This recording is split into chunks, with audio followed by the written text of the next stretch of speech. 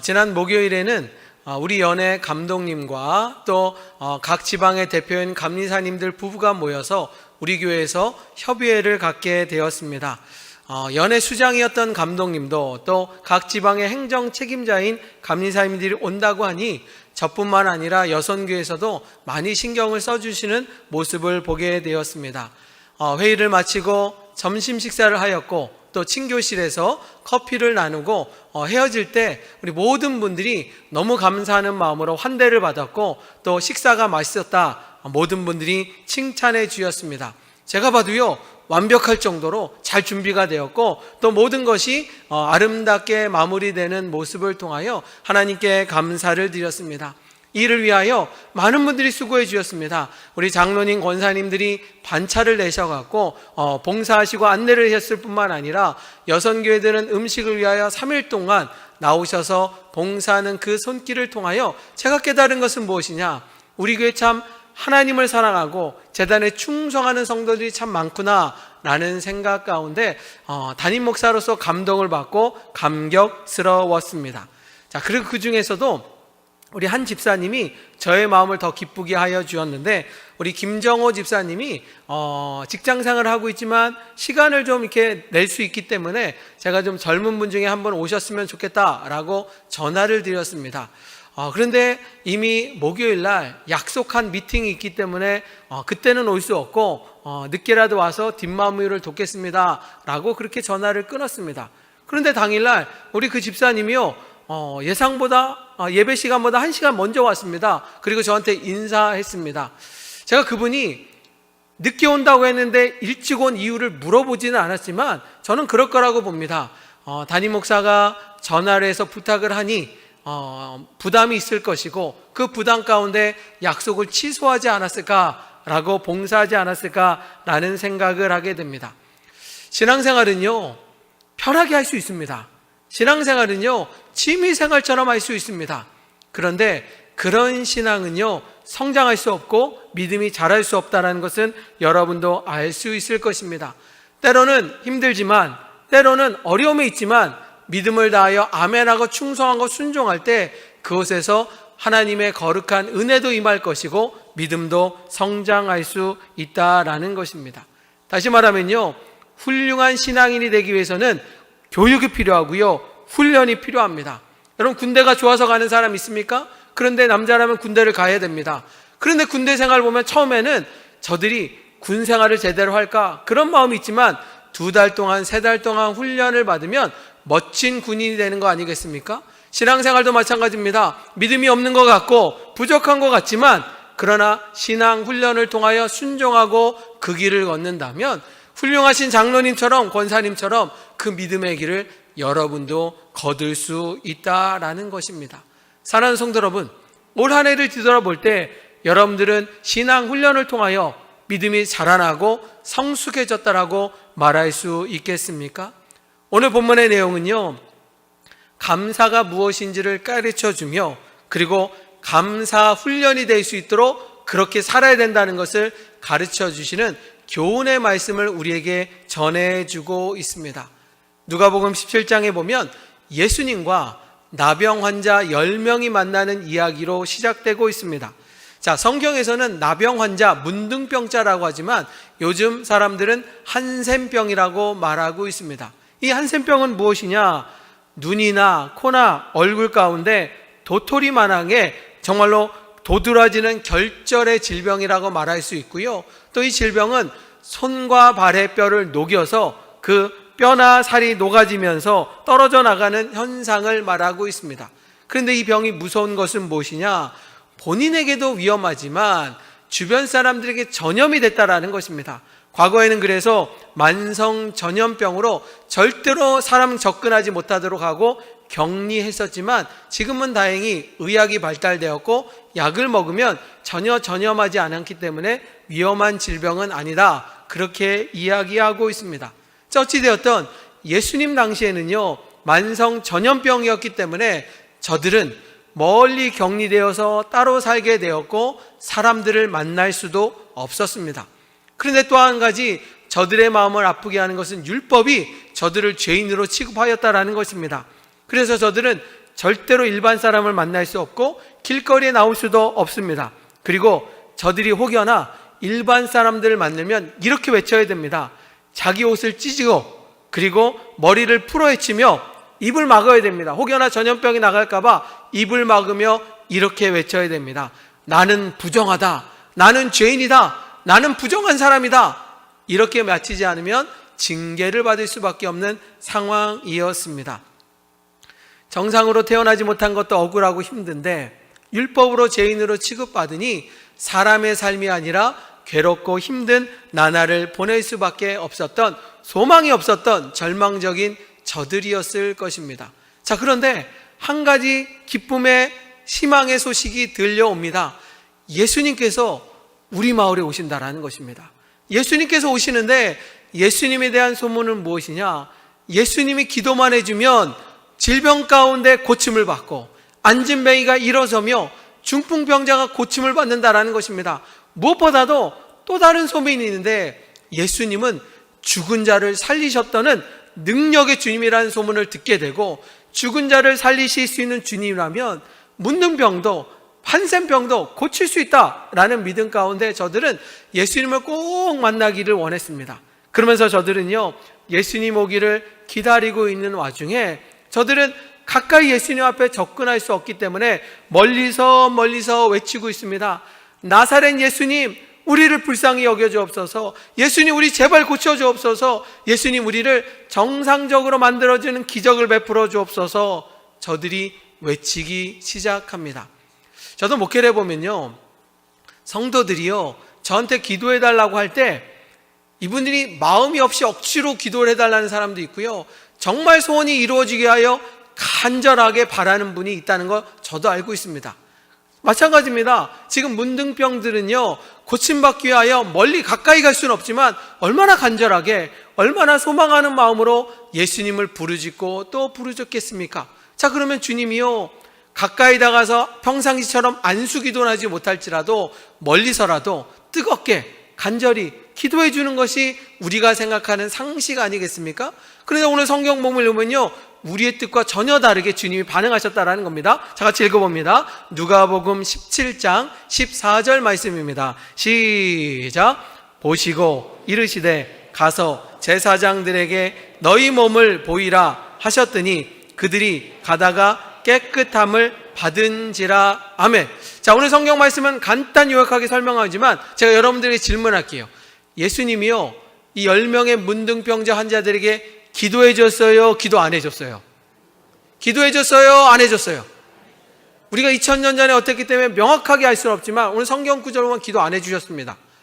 여러분들, 담임 목사가 기도해 주기를 소망하는 마음인데 제가 바쁘다고 기도 안 해주면 마음이 불편하지 않아요? 오늘 문둥병자들은요, 소문을 듣기를 예수님이 기도해 줘야, 예수님이 안수해 줘야 질병 가운데 기적이 일어나는데, 주님이 말씀하시기를 뭐라고 말했느냐? 기도는 해주지 않고 제사장한테 가서 너희 몸이 깨끗해졌다는 것을 증명해라. 그 당시에는요, 환자들이 정상이 되고 정상 생활하기 위해서는 대제사장이요, 판결을 내렸습니다. 재판과 같았습니다. 이 사람은 정상입니다. 그러면 정상적인 생활을 해야 되지만 그렇게 하지 않는다면 몸이 나았을지라도 격리될 수밖에 없는 상황이었습니다. 자, 예수님께서 기도해 주니까 질병이 깨끗이 나음받았습니다. 그 몸으로 제사장을 만나면 좋은데 정말로 사람을 만날 수 없는 문둥병, 한센병 환자들이 고침도 받지 않았는데 제사장에 갔다가는요, 몰매를 맞거나 죽을 수도 있는 상황입니다. 그런데 주님이요, 기도도 안 해주고 고쳐주지도 않았는데 뭐라고 말씀하셨느냐? 제사장에 가서 너희 몸을 보여줘라 라고 말씀하셨습니다. 저들은요, 제사장을 만날 수 있는 용기가 있었을까요? 지금 몸이 나았으면 갈 수 있는데, 지금 문둥병으로 제사장 만났다가는 몰매 맞을 것 같은데 갈 수 있는 힘이 있을까요?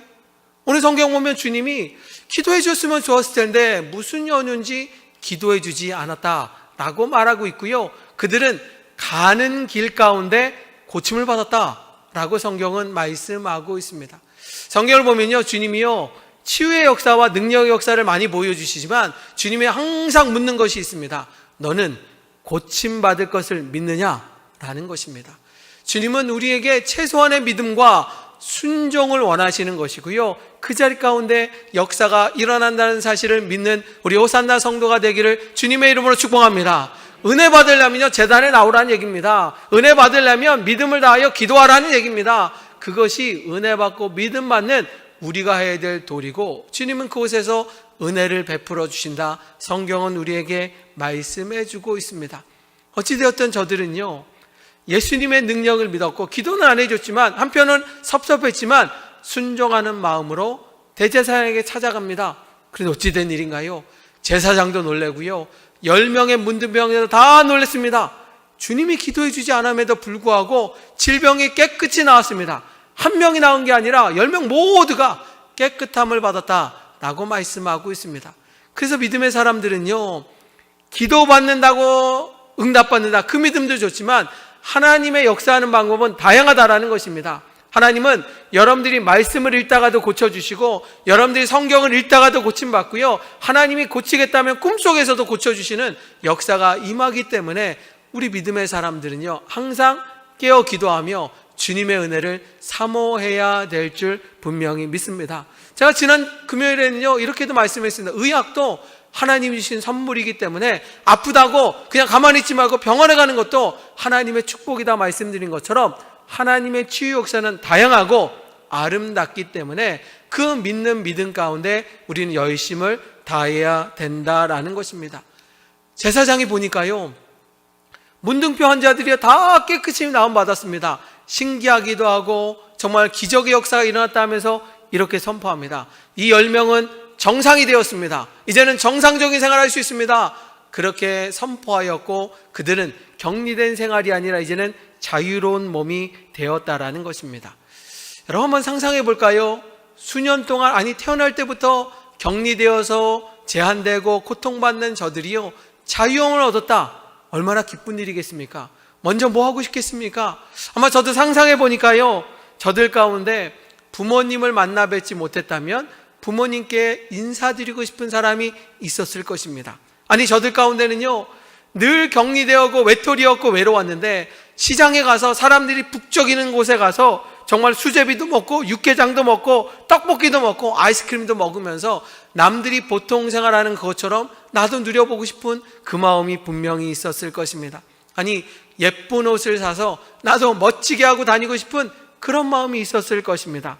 아니 정말로 수백 명이 모인 곳에서 춤을 추며 정말로 내가 정상이 된 것을 자랑하고 싶은 그런 마음들이 다 있었을 것입니다. 저들은요, 내가 병에서 고침만 받는다면 이렇게 해야 되겠다, 그런 상상을 했고요, 이제 정상이 되었기 때문에 그들은 그런 삶을 누렸을 것입니다.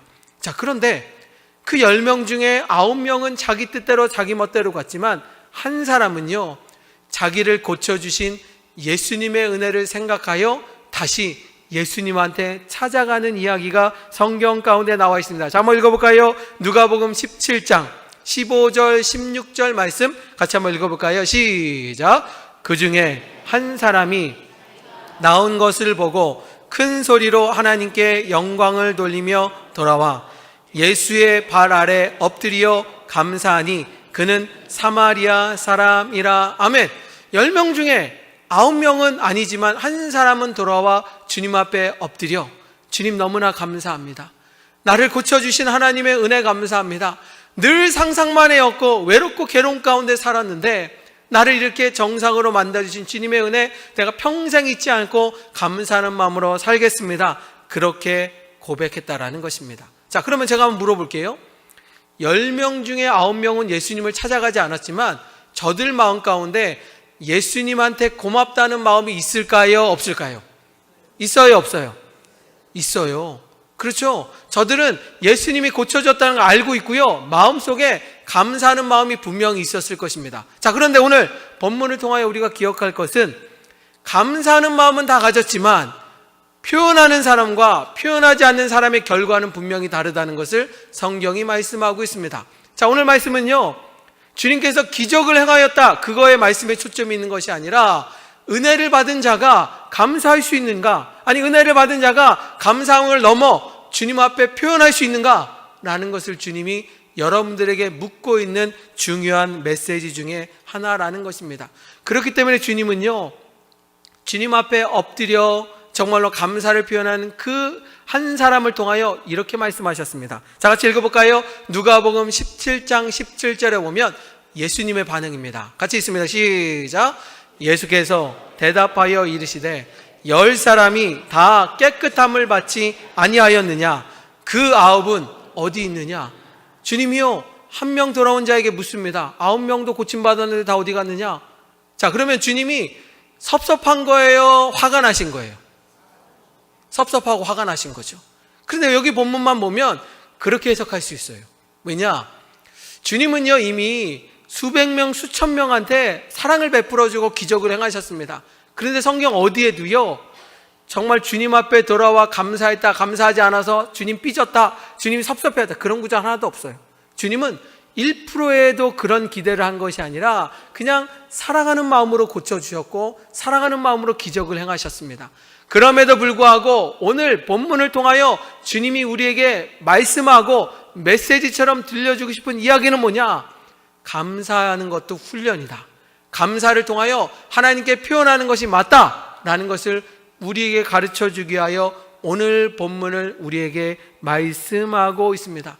주님은 섭섭해서요, 화가 나서 이 말씀하신 것이 아니라 믿음의 사람이라면, 하나님을 믿는 자라면 감사의 능력과 감사의 은혜를 표현하는 것이 믿음의 길이라는 것을 성경은 말씀하고 있습니다. 아까 말씀드렸죠? 젊은 남성들이요, 군대로 가지 않으면요, 군인의 멋진 모습을 간직할 수 없습니다. 아무도 좋아하지 않습니다. 나는 군대가 좋아서 자청해서 가겠습니다. 저 없습니다. 제가 전에도 말씀드렸잖아요. 군대 제대하고 얼마 지나지 않아서 꿈을 꿨는데 또다시 군대 가는 꿈을 꿨는데 얼마나 무서웠는지, 그때 그냥 바짝 일어나갖고 정말 근데 꿈인데도 이 꿈이 아닌 것 같아갖고 막 식은땀이 나고 절대로 군대 가지 말아야 되겠다고 했었는데, 그렇게 해서 꿈을 꿨던 기억이 지금도 생생합니다. 마찬가지입니다. 군대는요, 아무리 좋다 할지라도 갈 사람은 없습니다. 하지만 그럼에도 불구하고 의무이기 때문에 간 사람은 멋진 군사가 되는 것입니다. 신앙생활도 마찬가지입니다. 내가 편한 대로 취미생활대로 하면요, 그냥 믿음 지킬 수 있습니다. 아니, 믿음이 있다고 말할 수 있습니다. 교회 다닌다고 말할 수 있습니다. 그러나 주님이 원하시는 것은 무엇이냐? 신앙은 훈련이라는 것입니다. 내 뜻대로가 아니라 주님 뜻대로 살아가고자 우리가 결단하고 실천하고 나가는 것이 바로 신앙의 훈련이라는 것입니다. 오늘 성경은 우리를 말씀을 통하여 믿음의 사람이라면 감사 훈련을 받아야 된다.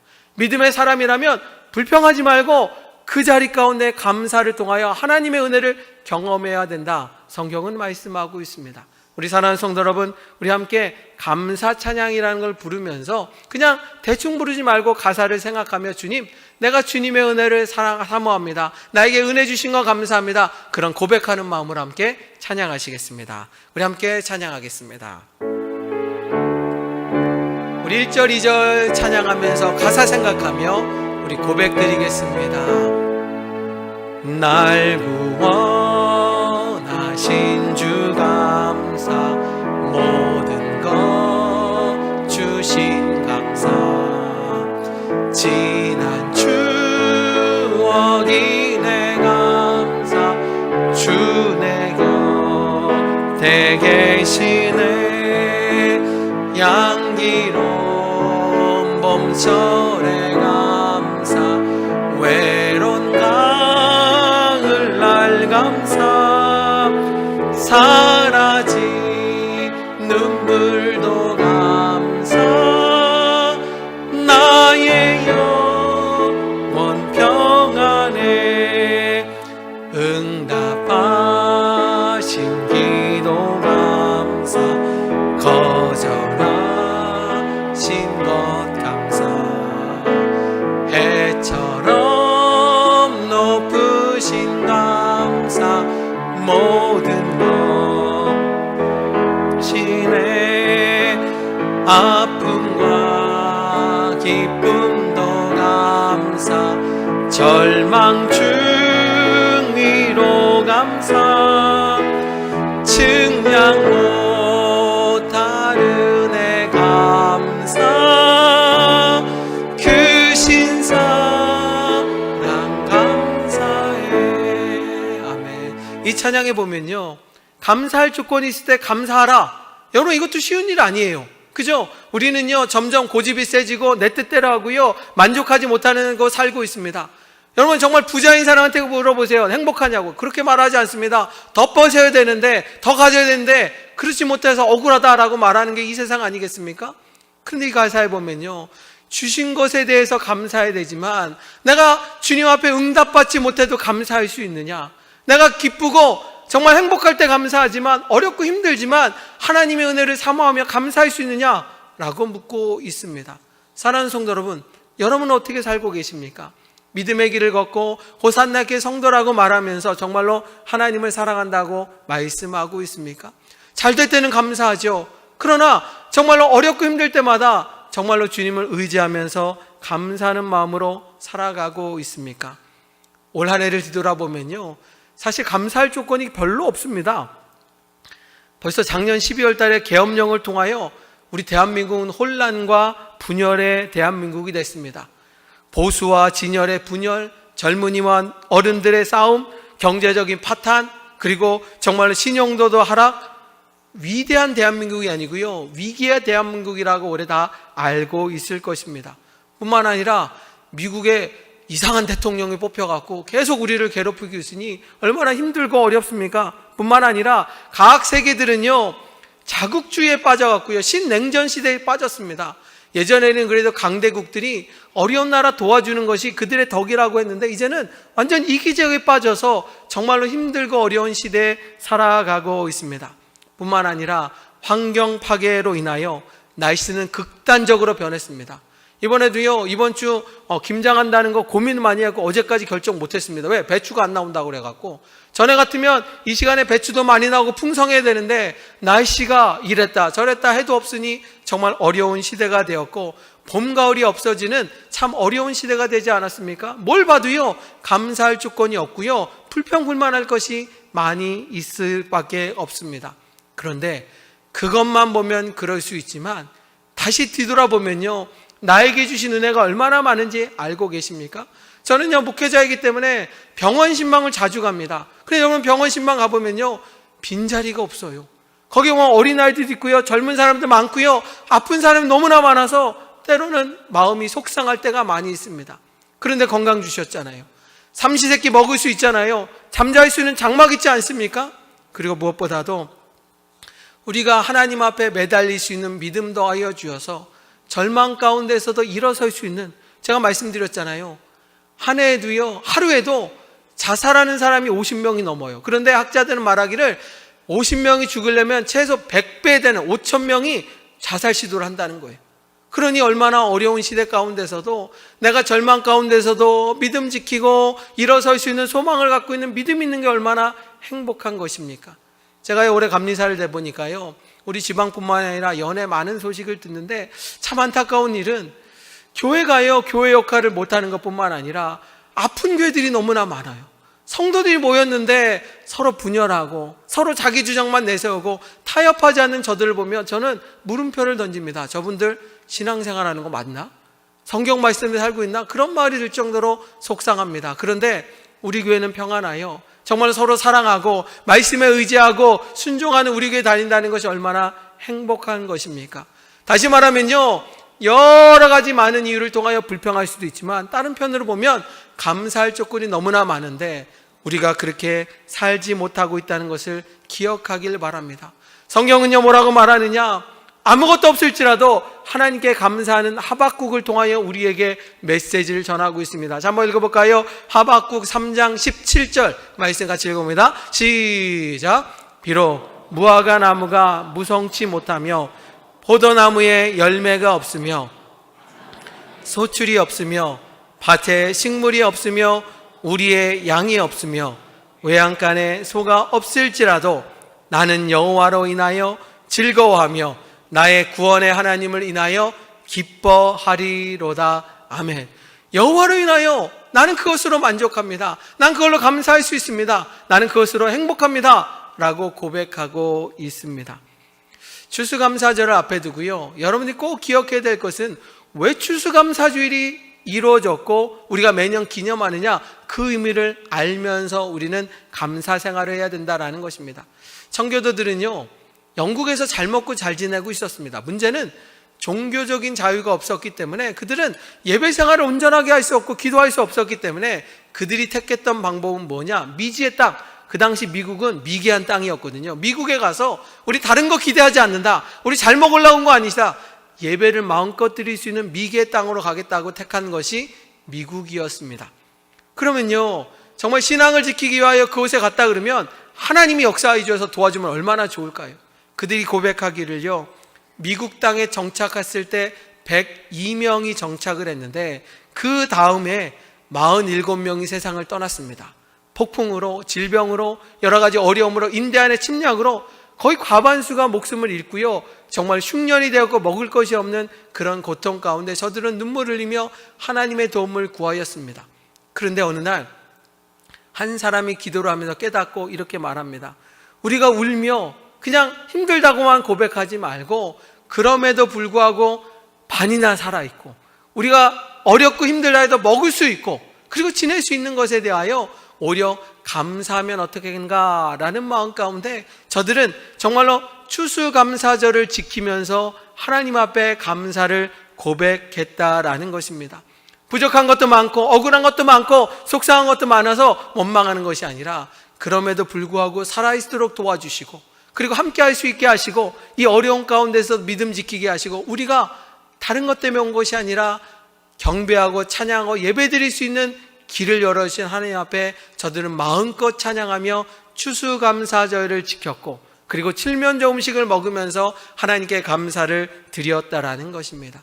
그것이 감사의 시작이라는 것입니다. 풍부해서 드린 것이 아니라 넉넉해서 남아서 드린 것이 아니라 내가 주님의 은혜를 사모하는 마음으로 여기까지도 하신 은혜 감사하는 마음으로 부족하지만 감사를 드렸고 그 감사가 지금까지도 오게 되었습니다.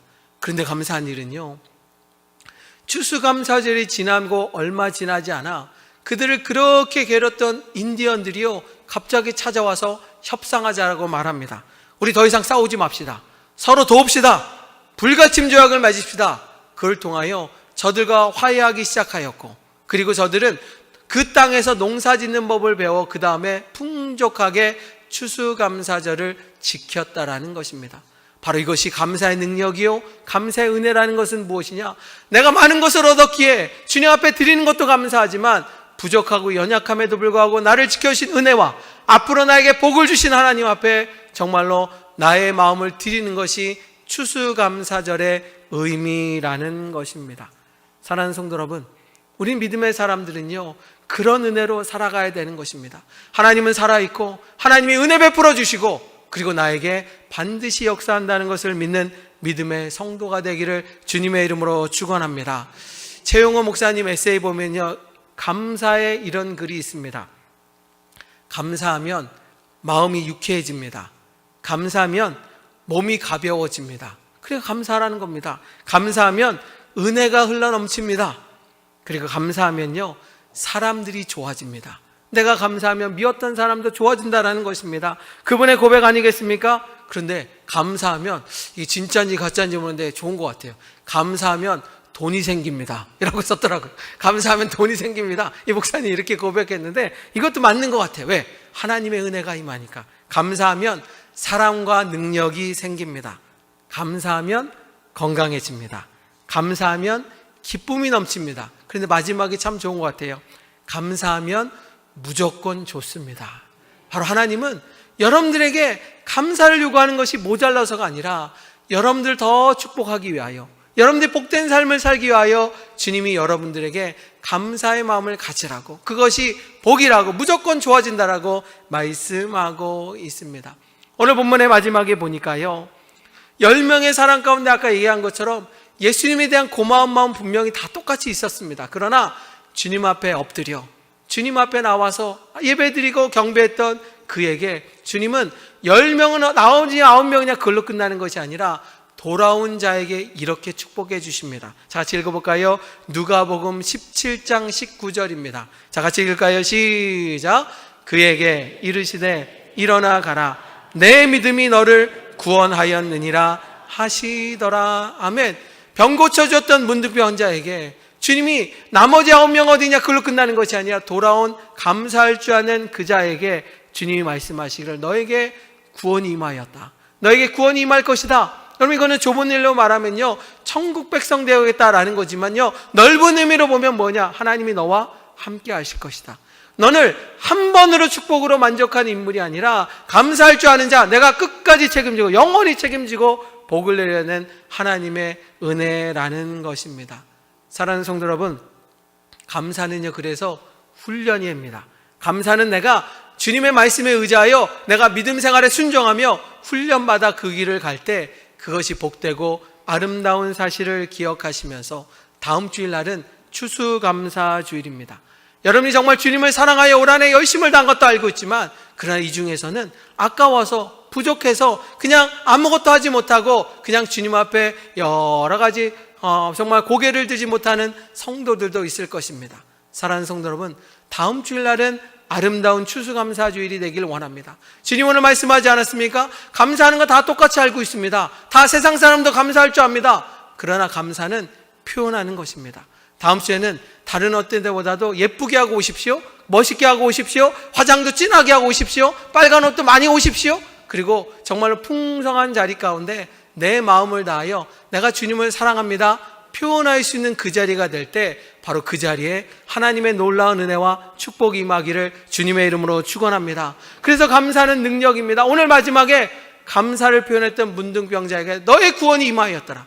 9명 다가 아니라 너에게 임하였다. 내가 너와 함께 하겠다라는 그 놀라운 은혜가 여러분 모두에게 임하기를 주님의 이름으로 축원합니다. 특별히 이번 주에 여러분에게 부탁을 드립니다.